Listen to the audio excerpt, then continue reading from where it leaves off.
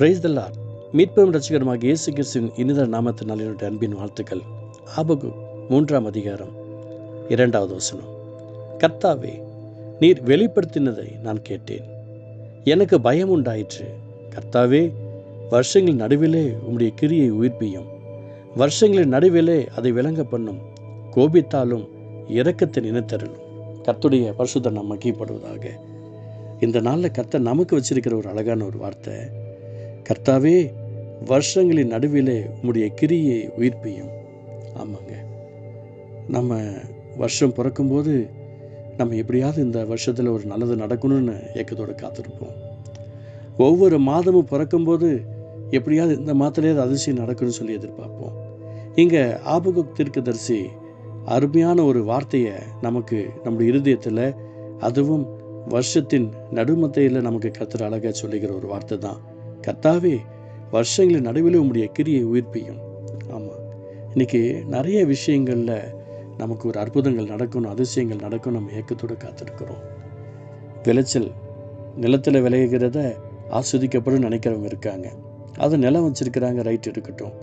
உங்கள் இருதயத்தில் விளைகிறதுலையும் ஆசீர்வாதம் இருக்குது தெரியுங்களா? ஆமாம், உங்கள் இருதயத்தில் விசுவாசத்தோடு நீங்கள் என்ன கேட்குறீங்களோ அதை நிலத்தில் விளையிறதை காட்டிலும் ஒரு ஆசீர்வாதம் தெரியுங்களா உங்களுக்கு? அதை உயிர்ப்பிக்கணும்னு நீங்கள் ஆண்டவர்கிட்ட கேளுங்க. ஒரு சகோதரர், அவர் லஞ்சம் வாங்காமலே அவருடைய வேலையை செஞ்சிட்ருக்கிறார். அவருடைய மனைவி பிள்ளைகளெல்லாம் கேவலமாக பேச ஆரம்பிக்கிறாங்க. நீ எதுக்கு லாக்கி? நீ லஞ்சம் வாங்கினா பரவாயில்ல, சேலரி வாங்குகிற சேலரியும் பற்ற மாட்டேங்குது, நீ என்ன பண்ணிட்டுருக்கிற? நீ எதுக்குமே லாக்கிலன்னு அவங்களுடைய மனைவி அவங்கள ரொம்ப டார்ச்சர். அவங்க பிள்ளைங்க, என்னப்பா நீ உன்னுடைய சம்பளத்தில் எனக்கு உன் திறமையிலையாவது எனக்கு ஒரு வேலை வாங்கி கொடுக்கலாம்ல, உன்னை படிக்க வச்சுருக்கிறேன், நீ படித்து அதன் மூலிமா நீ பெரிய லாய்க்கோ, என் திறமையில் ஒன்றும் உனக்கு ஒன்றும் அவசியம் இல்லை. ரொம்ப கஷ்டப்பட்டுருக்காங்க. அவங்க பொண்ணும் பையனும் அந்த தகப்பனரை கேவலம் படுத்திருக்கிறாங்க, அவங்க மனைவி கேவலப்படுத்திட்டாங்க. எல்லாம் முடிஞ்சது. எங்கே போனாலும் அவர் லஞ்சம் வாங்காமையே காலத்தை ஓட்டியிருக்கிறார். ரிட்டையர்ட் ஆகிட்டார். ரிட்டையர்ட் ஆன பின்பு அவர் ரிட்டையர்ட் ஆன காசில் வச்சு கொஞ்சம் கொஞ்சமாக குடும்பத்துக்கு தேவையானதெல்லாம் பார்த்து பண்ணியிருக்கிறார். காசு செலவழிந்து போச்சு. இப்போது அவர் இறந்துட்டார்.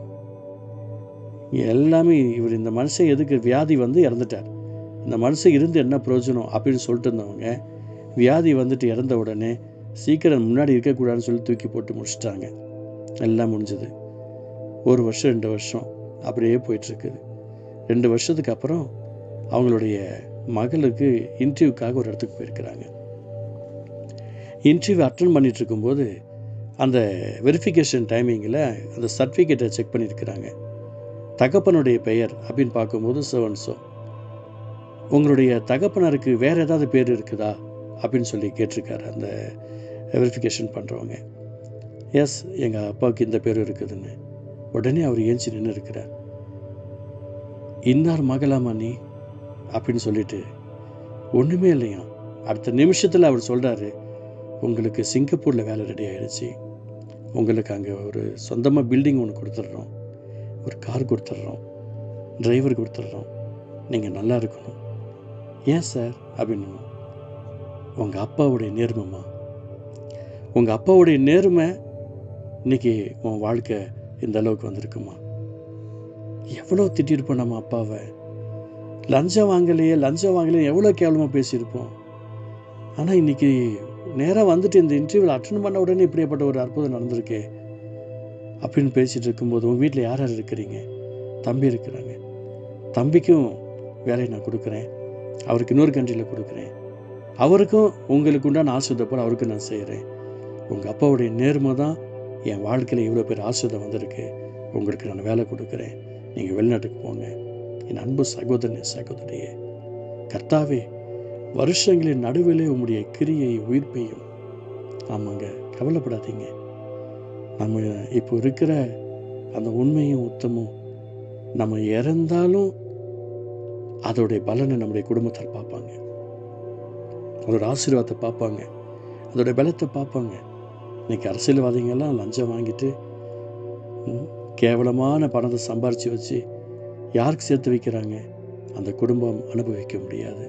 என் அன்பு சகோதரனே, சகோதரியே, கர்த்தாவே, வருஷங்களின் நடுவிலே உம்முடைய கிரியை உயிர்ப்பியும் என்ற வார்த்தையின் பிரகாரமாக எங்களுக்கு அற்புதம் செய்யுங்கன்னு சொல்லி கேளுங்க. இன்றைக்கி நம்ம உண்மையாக இருப்போம், இன்று நாம் உத்தமமாக இருப்போம், இன்று அவருடைய பிள்ளைகளை நாம் இருப்போம். ஆண்டோடைய ஆசீர்வாதம் நம்மை தொட்டு பலப்படுத்தும். அன்பு தகப்பனே, இந்த வார்த்தை மூலமாக உடைய பிள்ளைகளுக்கு அற்புதங்கள் நடக்கட்டும். இயேசு நல்ல பிதாவே, ஆமென்.